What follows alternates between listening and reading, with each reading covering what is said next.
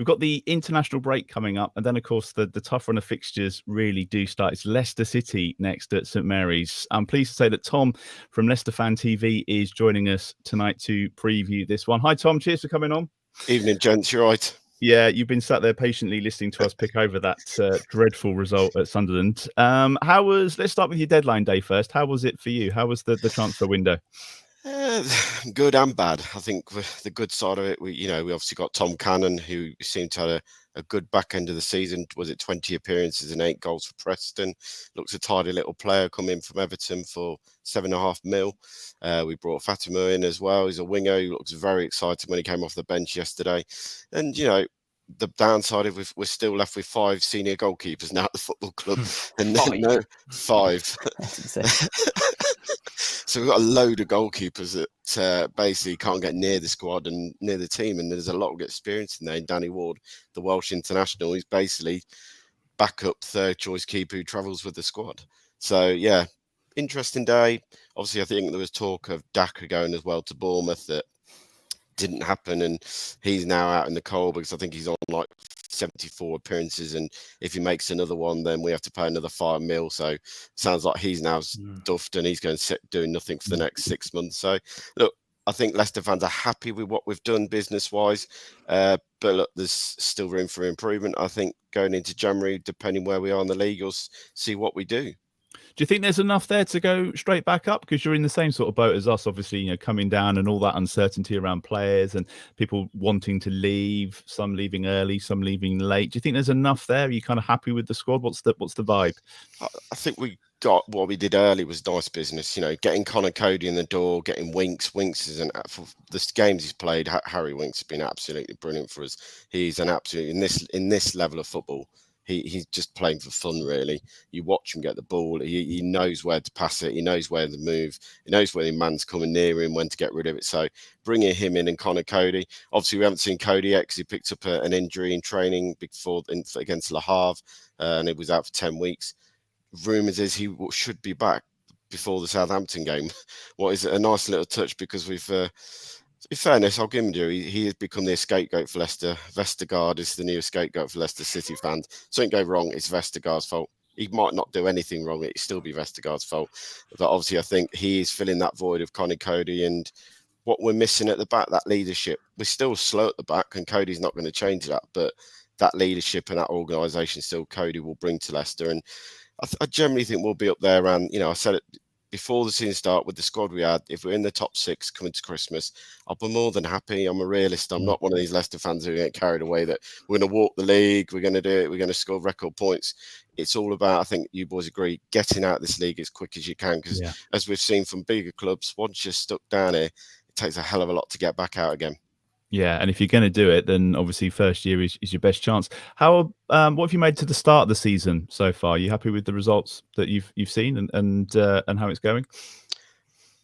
Performance-wise, very, very average. And we've been lucky in many games this season. Coventry, first game of the season, we should have lost. Easily should have lost that game. How we won, I will never know. And it was same in most of them. The first half, we played pretty well. We get to half time, we come out second half, and it's like we're not switched on, we're not ready.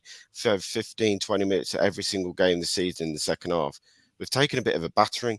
We've let in chance after chance fall to opposition teams, and it's something that probably Enzo, is going to have to work on about this switching on quickly. How you break teams down, as obviously you boys will learn, as who sit deep, who don't want to play, because obviously you play the same kind of football that we're playing, and teams who sit deep, we've got to work out how to do it. We are nowhere near the finished article, and I think if you listen to the manager at the beginning of the season, he was very honest to say, we might not go straight back up.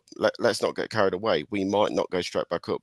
This is a project. I've got to build and deliver something, but it might not happen in the first season. And if that's the case, we go again next season. So he was honest from the start not to put the pressure on the players, say, you got to get it done. We've got to go back up. And I think that's felt to the fans a little bit that this is a project that is going to take time to get right. The way Enzo is playing is something different than we've never seen at Leicester. Properly work, inverted fullbacks. Ricardo is a right back. I haven't seen him play right back this season. He's playing as a midfielder. It's going to take time for Leicester to get into this transition of we are a footballing team. We are trying to be a Man City of the division with the way we're playing.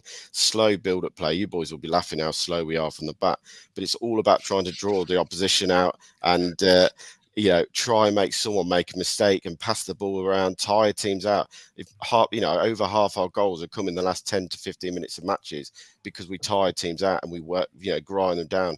Yesterday, it was with one of those games. I don't think if we played till next Tuesday, we would have scored. It was just one of those games. Everything was going wide, hitting posts. Hall goals gets a wicked deflection before going in the back of the net. It was just not our day. But if someone said after 5 games you'd have 12 points, you'd be third in the league, and I think we would have taken it because pre-season was awful for Leicester. We went to Thailand. We couldn't play the game against Tottenham. For me, that was a massive loss fitness-wise because obviously they had a rainstorm there. That was abandoned. We then played some minnow club over there. We haven't had the best of pre-season, in my view, travelling all around the world. I'd rather we've done it all in England and got a proper prep. We didn't. And you could tell, I think, in the Coventry game, and especially Huddersfield away, we didn't look organised at the back. And teams at the moment, if they want to take their chances and you're willing to press us, we will make mistakes. So, look, 5 games in, 12 points, more than happy. Yeah, I can imagine. Alfie, there's lots of similarities there to the way we're setting up and we're playing. I guess we're always going to have one eye on Leicester this season because that was a manager that we were potentially in for too. So we're going to want to know how that might have worked out. Yeah, exactly. And I mean, it makes complete sense. When you listen to Tom talk, he's almost describing exactly what Southampton are trying to do as well, trying to be the Man City of the Championship. And I think it's going to be a really interesting contest for a Friday night. I just checked the stats, and I think Saints have about 70% average possession at the moment. Leicester are the next closest, 65, and they're well ahead of anybody else. So it's going to be 2 teams trying to do the same thing. It's going to be quite interesting actually to see how that works, because I thought when we spoke to the Plymouth guy, I forget his name, apologies, but when he came on, he said that they were going to try and play that way as well, but it ended up Southampton did just dominate the ball. But I wonder if Leicester will come to St Mary's and produce something quite interesting. Well, we're going to get score predictions from everybody in just a moment, so get your thinking caps on for that. Steve, what have you made of Leicester's start to the season? This is going to be one of those tough games for us potentially. Yeah, I mean, on paper, it's the toughest, I would say. Leeds look distinctly weaker than last season, and I think Leicester have got enough quality about them. They had enough quality in depth that ultimately they should never have gone down in the first place. But defensively, they were a train wreck, much like we were. And yes, it's going to be fascinating to see which team is actually able to sort their defensive issues out the quickest this season. I mean, maybe neither. Maybe we both just decide we're going to win every game 2-1. But yeah, I think they're going to be strong because you've got seasoned international players who know what they're doing. And as long as everybody's head is in the game, and you can go to places like Rotherham and pick up late wins as they did last week, then those are kind of the benchmark games of have you got the balls to play in this league against the teams that are less technically gifted, but maybe able to make up for that in other ways, and sort of have you got the heart to kind of stick it out. And yeah, so far they have. I mean, didn't go to plan yesterday, but no team is ever going to steamroll the division and win every single game. And yeah, it's one of those where I think, as I say, they're going to be there or thereabouts. And that game in 2 weeks' time is a big benchmark. I don't want to tempt fate, but I'd like to think that we've had our annual hiding now and got it out of the way early. So maybe it might be a little bit closer than perhaps that we might think. I mean, George, it's going to be, we know how we're going to set up, but maybe just some different personnel coming in after the Sunderland game. I think you might have learnt a few things about some of the players. Yeah, I think naturally after a 5-0 loss, a manager's going to want to make a couple of changes to this team. We spoke about Taylor Harwood-Bellis. Maybe he's someone who might come in for a debut, but the fact he's going away on international duty might sort of delay his acclimatization to the squad. I think Shea Adams is probably someone who you'd hope would maybe be back in sort of a mental state where he can go on and play up front because he'll have had time away from all that transfer speculation. So getting someone who's got a bit more of a presence in that central role, I think Adam Armstrong's been really good so far this season, but he's kind of had his standout performances when he's not been that central striker, when he's been a little bit deeper and he can influence games from there. So I think Shea Adams coming in is someone who would be quite nice. And I think, I don't know how far Kamaldeen Sulemana is away, but I think he's someone that fans may look at as, maybe not for the Leicester game, but in the games coming up, as someone who'd be quite a nice addition to the squad, because that right-hand side does look a little bit weak, especially if you've got Sekumara playing out on the right, which does not really feel like a natural fit for him at all. Tom, have you got a pretty settled starting 11 at the moment? Do you think there'd be some changes? Are they still trying to find their feet? It's been quite settled. I think we've seen it the last couple of games. Tranmere on Tuesday night when I went to watch them in the Cup. If it's not working, he ain't scared to make changes. Four at half time against Tranmere because he wasn't happy with what they were doing. He pulls them off. This is a manager who's not scared to make changes and do it early. Yesterday against Hull, I think it was 55, 60 minutes. Wasn't working. Dragged the two wingers off. Brought two new wingers on in took McAtee off and the Anik Gun, the winger we just signed, Turkish lad, who didn't have a bad debut. Both of them really weren't getting in the game as much as they should have done. Obviously, then brought on Mavadidi and Fatawa, and both of them were just electric when they came apart. So I possibly could see them playing. Obviously, got the Chelsea lad, Casadilla, on loan, and every game I've seen him play, he's a handful for teams. He's very direct. He's very much, I want to get in the box. So there's a chance he will come into that starting lineup. The back three have been the back three we've had all season because we haven't really got much else. And he doesn't rate Suter in that back line at the moment. And that's just been Doyle, Faz and Vestergaard. But obviously, Cody, if he's fit and ready to go, I think slots straight back in for Vestergaard, sadly. And that's probably the only We might not get to see Vestergaard at St Mary's. That'd be a shame. Possibly not. I mean, the biggest change for Leicester will be obviously the goalkeeper. He's a very young lad. Mads Hamerson has come in this season for 5 to 6 mil. And what a goalkeeper I've seen so far. His ability to play out from the back. And that's why we went and got him, because we were going to play this passion game. And he literally goes up out of the 18-yard box when we got the ball and basically becomes the fourth centre half. You know, if you get the opportunity to shoot from the halfway line, is he comfortable doing it though? Because I mean, we're obviously trying something similar, and there's a question mark over the keeper at times, but he's comfortable doing that. He's very, very comfortable on the ball. Like, you know, there's the first few times when he came out against Cobb, what was he doing? But this game, because you've seen Kasper Schmeichel trying to play this, and his distribution is shocking. This lad's distribution, he can put it on a sixpence. When he goes long, he goes long. He knows where he's landing the ball. When he's playing short, he's not scared to get the ball and play it into the middle of the park to the number 8 Winks. He doesn't just play it sideways and, you know, across the park. He'll go through. He'll look to play the through ball to Iheanacho if he has to. Very comfortable goalkeeper, good shot stopper. Maybe a little small in the box and for corners and stuff. That's something he's got to work on where to be. But his overall distribution for what we're trying to build from the back is he's a very, very good goalkeeper, what we've seen so far. So, yeah, it plays itself.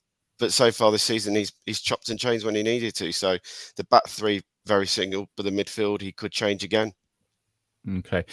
Let's get some score predictions. If you're watching live, do stick those in the comments. And if you're watching on YouTube, make sure you hit that subscribe button, and then you'll be the first to see all the new videos that we post every week too. Tom, I'm going to come to you first. Your score prediction. I mean, the way we've talked about it, it sounds like it's going to be quite a slow game.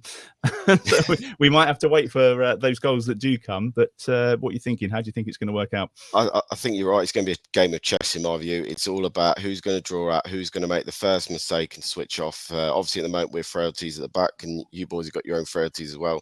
It's all depends who's going to be the first one to make that wrong move, like a game of chess, and get that opportunity to take the lead. And I feel that if someone takes the lead in the game, it'll be theirs for the taking, because I think the weakness in defence will be fragile. One goal and you suddenly can see the floodgates open through. I'm going to take a 2-2 Desmond on this one. I'll be quite happy with the point. We obviously got you boys, and then we've got Norwich away on the following Wednesday. So we've got a couple of tough games. So a point to get our season kick-started again after a defeat. I'll be quite happy with that. Yeah, we've got Ipswich on the Tuesday, which is not going to be easy either. Steve, score prediction from you, please.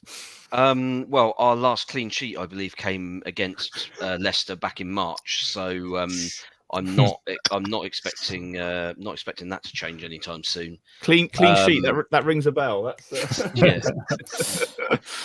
That's something other teams do.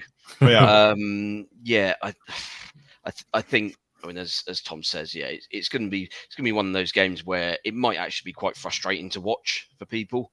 Even though on paper it's probably the two best sides in the league, I think it's going to be one of those games where both sides are quite happy to keep the other at arm's length to an extent. So yeah, it might not be particularly interesting. Yeah, good pick by Sky. So I'll hedge my bets a little bit. 1-1. Okay. George, this is the bit, I know your first time on the pod, this is the bit where we get it hopelessly wrong. So there's no pressure at all. But normally whatever we come up with is about a million miles away from the truth. So score prediction from you, if you wouldn't mind. Well, looking at the goals Saints have scored and conceded this season, I think it's just going to be a lot of goals in the game, to be honest. I'm going to go for a 3-3. I can't really see Saints keeping a clean sheet. And I also can't see Leicester keeping a clean sheet. I think it's going to be one of those games, like Tom mentioned there, mistakes at the back, like maybe you're going to lead to a couple of goals. Both of them are still getting to grips with playing out the back. We saw it on the weekend. Saints can concede from trying to play out of the back when they're not quite used to it. I'd imagine Leicester may be the exact same. I've not watched too much of them this season. So, and given the fact that a lot of the games I've covered this season, there's been a lot of goals in them. Both games, I've done the match report so far. Saints have conceded 9 goals. So I think Alfie should be on the match report. If he's on the match report, it might be a 2-1 win, but I'm going to go for a 3-3. I reckon there's going to be quite a lot of goals in it. Okay. Alfie, do you think goals as well? Yeah, I'm going to go with Tom, though. I'm going to say 2-2. But I'm not actually sure. It could be the first ever 5-0 in the Championship. I'm not sure. Well, watch it be 0-0 now. Tom, thank you for coming on. That's really good, really insightful. It sounds like you're treading a path very similar to ours at the moment. So we'll see how that works out on Friday night. And if it's all the same with you, we'll catch up with you later on in the season. Yeah, no problem. Cheers for having us on. All right. Nice one. Thanks, Tom. Don't forget, if you are watching, you can stick your score predictions in the comments because we like to hear those.